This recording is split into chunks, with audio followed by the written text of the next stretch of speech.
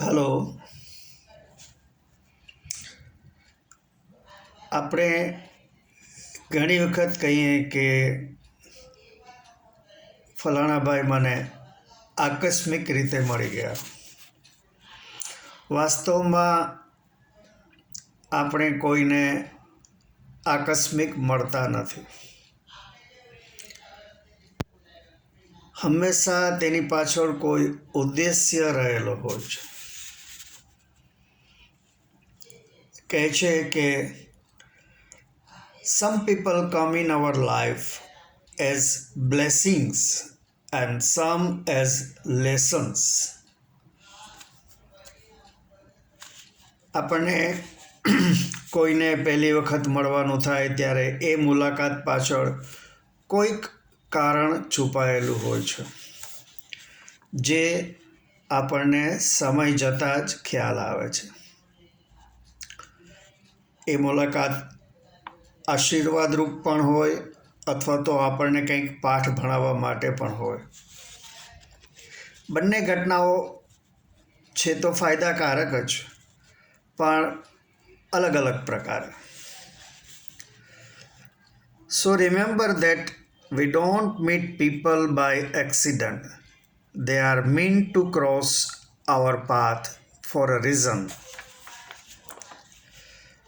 તાજેતરમાં જ એક સિક્યોરિટી ગાર્ડ સાથે પહેલી વખત વાત થઈ અને કુદરતી વિષય પણ એવો જ નીકળ્યો કે હું તેને ખૂબ ઉપયોગી માહિતી આપી શક્યો. કદાચ તેને મોટી મુશ્કેલીમાં મુકાઈ જતા બચાવી શક્યો. તેના કહેવા મુજબ તેને બંને આંખના મોતિયા ઉતરાવવાની સલાહ મળી છે. મેં કહ્યું, ક્યાં ઉતરાવશો? તે કહે કે મારી પાસે 2 લાખનો મેડિક્લેમ છે, ઉપરાંત તેમાં 20,000 તો નો ક્લેમ બોનસ પણ જમા થયેલું છે. મેં કહ્યું, મને પોલિસી બતાવશો? તેણે મોબાઈલમાં પોલિસી બતાવી. તે જોતાં મને ખબર પડી કે એકચ્યુઅલી 2 લાખ નહીં પણ પતિ પત્નીના 1 લાખના અંગત મેડિક્લેમ હતા. ઉપરાંત પોલિસીની શરતો મુજબ તેને મોતિયા માટે માત્ર 10,000 થી 12,000 જ મળવાપાત્ર હતા. હવે જો તેણે 40-50,000 એક આંખના ખર્ચી મોતિયો ઉતરાવી દીધો હોત તો શું થાત? અને નવાઈની વાત એ છે કે આ કેસમાં પ્રીમિયમ 15,000 ભરવાનું અને ક્લેમ મળે માત્ર 10,000 થી 12,000. 20,000 તો નો ક્લેમ બોનસ હોવા છતાંય, કારણ કે ઇન્સ્યોરન્સ કંપનીઓ ખૂબ જ સ્માર્ટ છે.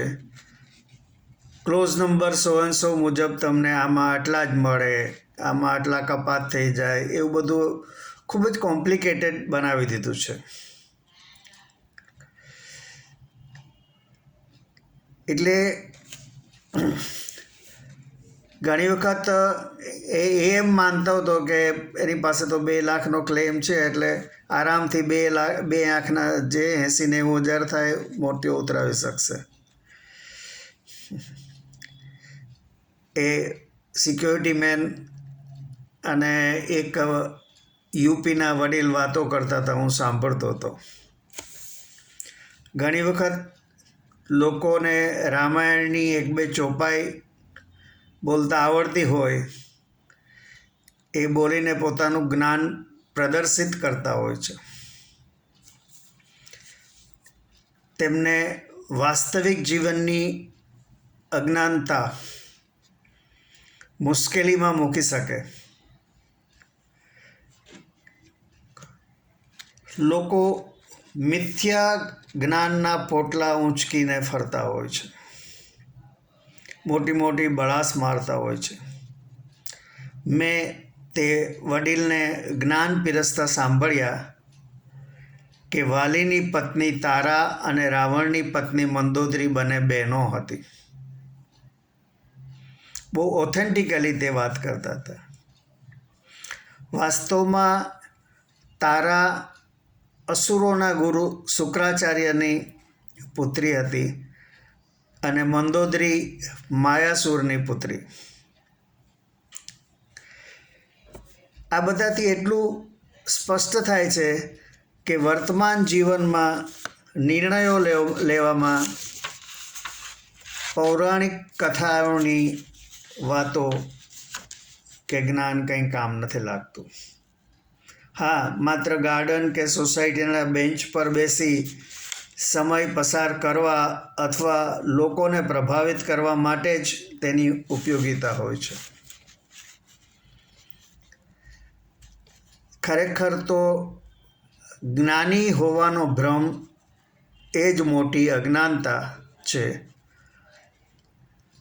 અને અજ્ઞાની હોવાની સમજ એ જ જ્ઞાનની નિશાની છે. એક કિસ્સામાં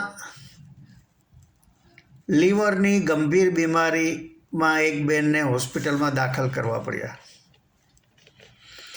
મેં હોસ્પિટલ સ્ટાફને મદદ કરી જલ્દી કેશલેસ ટ્રીટમેન્ટનું એપ્રુવલ લાવી દીધું.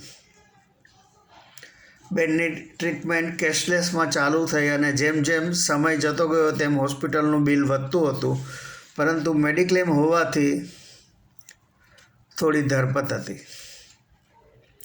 તેવામાં બેનનું અવસાન થયું અને અવસાનના જે ડોક્યુમેન્ટ્સ જોયા તો ટીપીએ વાંચ્યું કે બેનને એડમિટ કરતી વખતે હોસ્પિટલે હેપાટાઇટિસ લખેલું અને અવસાનના કારણમાં સિરોસિસ ઓફ લીવર લખ્યું. આ વસ્તુ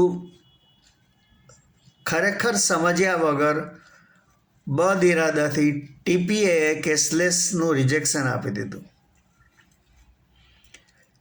હવે ફેમિલી મુશ્કેલીમાં મુકાઈ ગયું, કારણ કે મૃતદેહ મેળવવા ટોટલ પેમેન્ટ કેશમાં કરવાનું આવ્યું.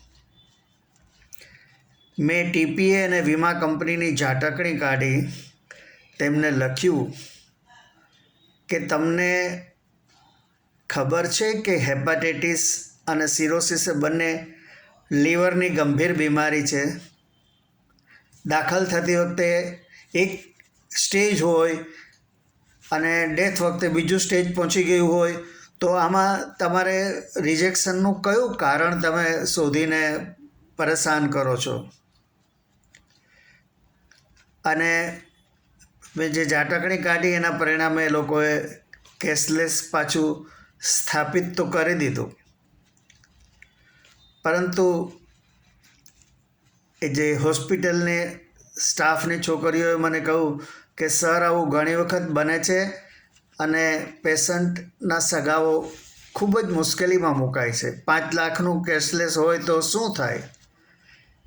આમ મારી દૃષ્ટિએ જીવનમાં જરૂરી જ્ઞાનમાં વધારે ધ્યાન આપવાની જરૂર છે, સિવાય કે મિથ્યા જ્ઞાનના પોટલા ઊંચકી અને બહુ જ્ઞાની હોવાનો ભ્રમ રાખવો.